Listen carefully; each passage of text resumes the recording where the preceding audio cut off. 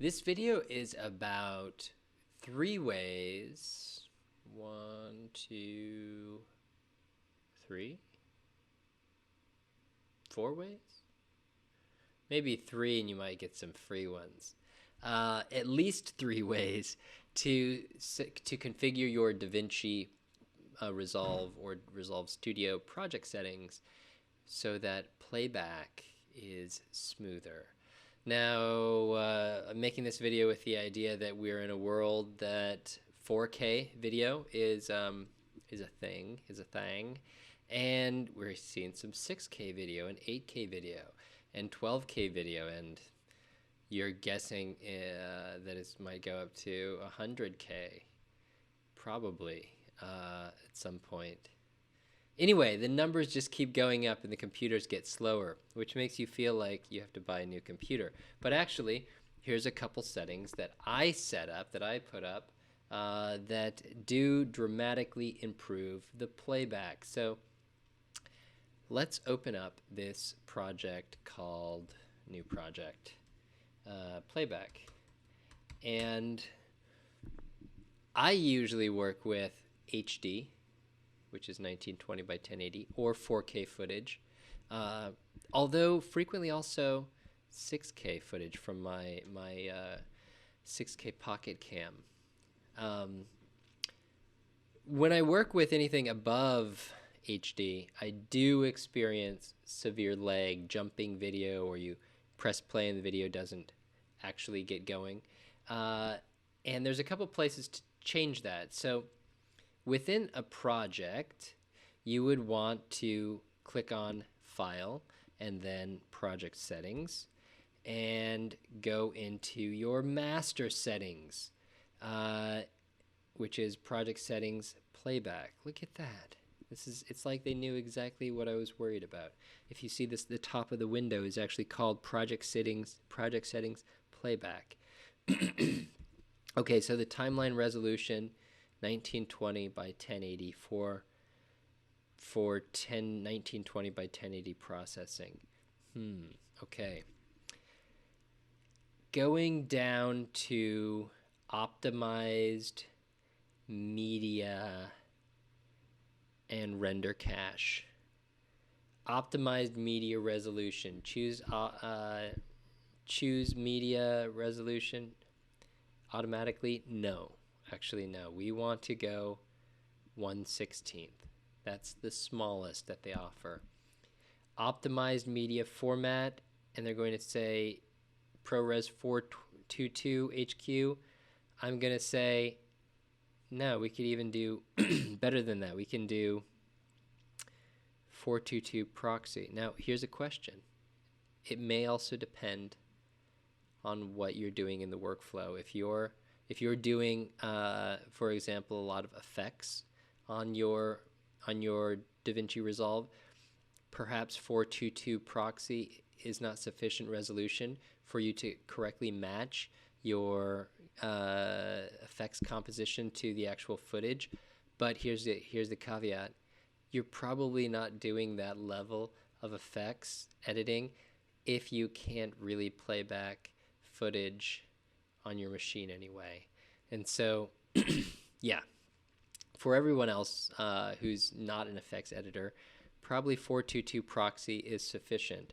Render cache format. Here's another way that you can speed this up.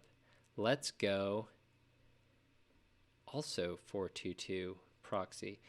So 422 proxy, it's the most data compressed or nearly lossy codec that we're offered here.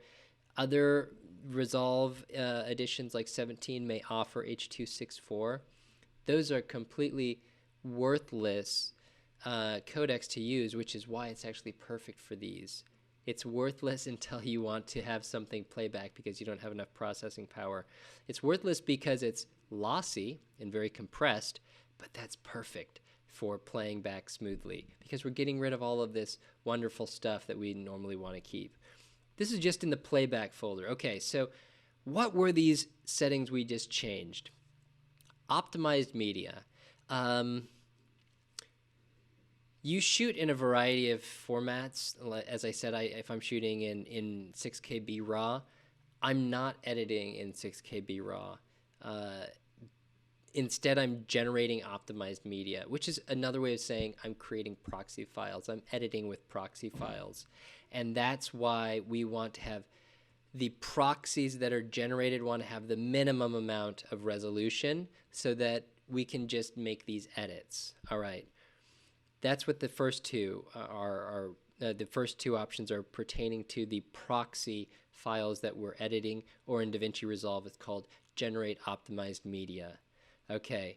The third thing that we changed here is render cache. So if you render part of your timeline, this is the format it's going to choose. Again, we want things to be rendered in very, very low resolution, unless you're an effects person.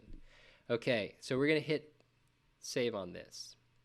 This is for the entire project settings. And you could change this later on if you need to, but this is a good place to start.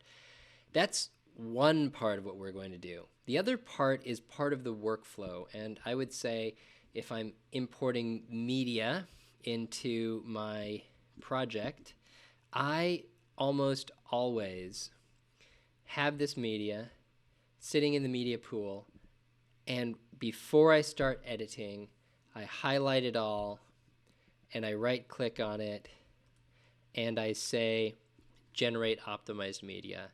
This creates those proxy files, and they will be stored in your cache or scratch disk, which you allocated earlier when you're setting up your project.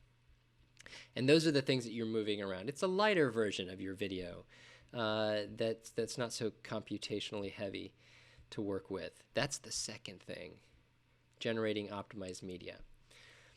Once the actual media is on the timeline, the other thing we can do within Resolve to make this playback better is click on playback, click on proxy mode, click quarter resolution, or maybe in a future version they'll have an 1/8 resolution. If that's the case, choose that. And also make sure use optimized media is available. Use optimized media if available. Make sure that's checked, as you can see on the screen. So when we're playing things back, we want to use optimized media and proxies, right? We want to be in proxy mode. Those are, wow, 2 things. Is there anything else? Well, there's some best practices. First of all, I would say a best practice is keep your media, keep your scratch disk as a separate hard drive from the hard drive that operates your software. That would be something I would say. And other things I would say, if you're having problems playing things back, try not to be doing other applications, running applications while you're editing video.